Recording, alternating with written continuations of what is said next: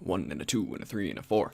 Hazbin Hotel is a completely original show composed of completely original characters in a completely original world created by Vivzipop or Vivian Medrano. After years of work, dedication, and talent, Viv was finally able to release a pilot on YouTube in October of 2019. The pilot exploded in popularity and essentially gained an entire fandom on its own, cementing Viv and her production company Spindlehorse as a legitimate and talented gang of creators. The Studio A24 has officially picked up the show, and after a long while of waiting, we finally got some good sauce. That's some good sauce there, John. Please, share that sauce. A majority of the characters' new designs have been revealed, and we now finally have an official release date of this summer. I, and many others, are very excited to see how it pans out. But what of the pilot that started it all?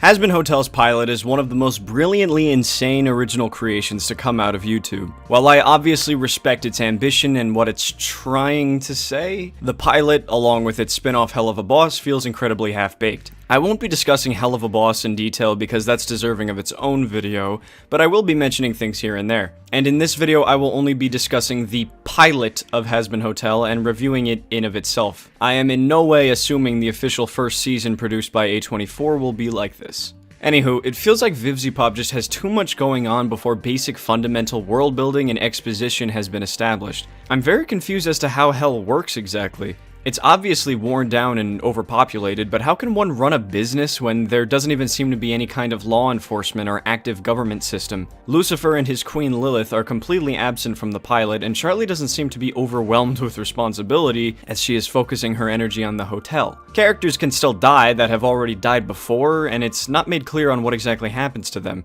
Even if no one knows, it doesn't feel like it's been given enough focus. It could be considered a nitpick, but I disagree, seeing as how Hell being overpopulated is a major plot point into getting the story going.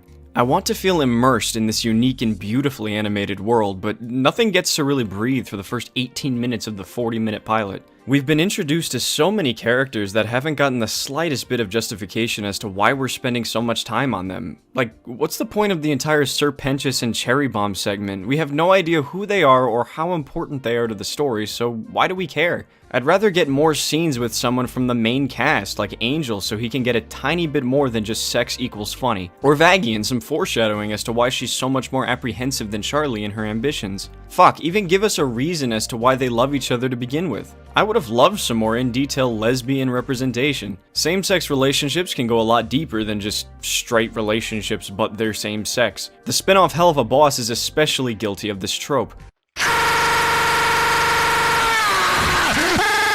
I feel like the LGBT audience members would feel represented better if those aspects of the characters were emphasized on. And no, that doesn't mean turning them into a walking stereotype. What I mean is exploring what makes these characters. I understand it's only a pilot, but with the runtime this long spent on so much nonsense, it feels like an enormous missed opportunity for the bare minimum level of development to get us interested in the characters. Instead, it's just poof, new character, poof, exposition dump, poof, sex joke. It just doesn't flow right. There's too much going on. It seems to be no coincidence that the best part of the episode, in my and many others' opinions, were when the pacing slows down and we actually get to spend some time with the characters, such as the moment where Angel gets this blink and you'll miss it moment of depth.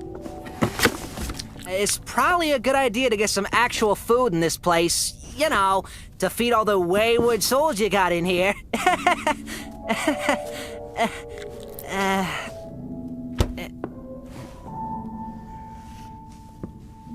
It's a good bit of foreshadowing as to his inner turmoil and how there's more to him than the obnoxious and flamboyant side we've been seeing thus far. Sadly, no character other than he and Charlie have these brief moments of humanity. We have so many characters and they all just feel one note. Again, I understand that it's a pilot, but I would argue it's a good idea to get your viewers hooked on the characters and their personalities and relationships to get them interested in the rest of the show. After all, this is a character-focused and character-driven story. You want the characters to be the focus. And that definitely seems to be the intention with how crazily detailed the designs are. By the way, no, they're not over-designed. I've seen that criticism floating around. It's just the fact that having so many details in a character's appearance makes it all the more difficult for animators. I was actually quite pleasantly surprised to see the reveal of the redesigns to almost perfectly resemble how they looked in the pilot. Anyway, the characters being the main focus of the show fuels the fans and the story itself. I know they're what I'm most invested in anyway. It certainly wasn't the writing or the world building. Angel in particular I have a soft spot for, as he ended up being an outlet for my pansexual and overall effeminate awakening. I dressed as him for Halloween and went, gee, I kinda like this. The objectively greatest character of all time, Vox, despite not having a single fucking line in the pilot, is already one of my favorites in the show. I love his design and the whole concept of him being the multimedia overlord in what I imagine will be a commentary on monopolies and capitalist societies. Topical. That character being gay, or at least bi, also helped fuel my own inner struggle with my sexuality. I'm editing this video and didn't realize that I'm kind of implying that I'm attracted to these characters. I do not want to f*** a TV.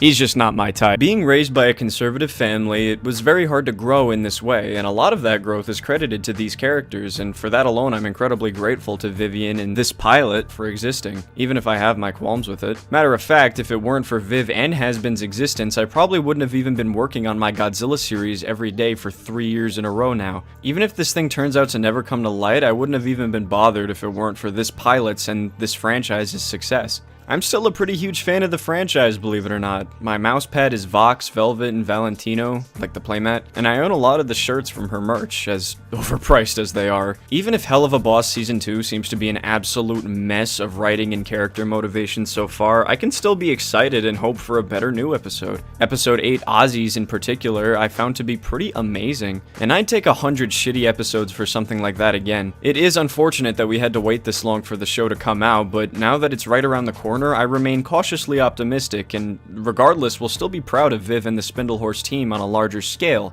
Because even if the first season of Hazbin Hotel turns out to be bad, I will always take its ambition, boldness, and independent creation over a safe, soulless, corporate, algorithm-generated piece of garbage any day. That'll be it for today, folks. I really hope you enjoyed this video. I am terribly sorry for what happened in what will now be dubbed as the Skynet incident that was supposed to be my Toy Story 4 review and analysis. Your backpack's at the antique store. Let's go!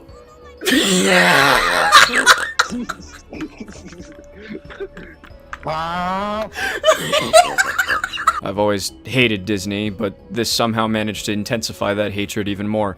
Be safe out there, folks. I am grateful for each and every one of you. Have a great night.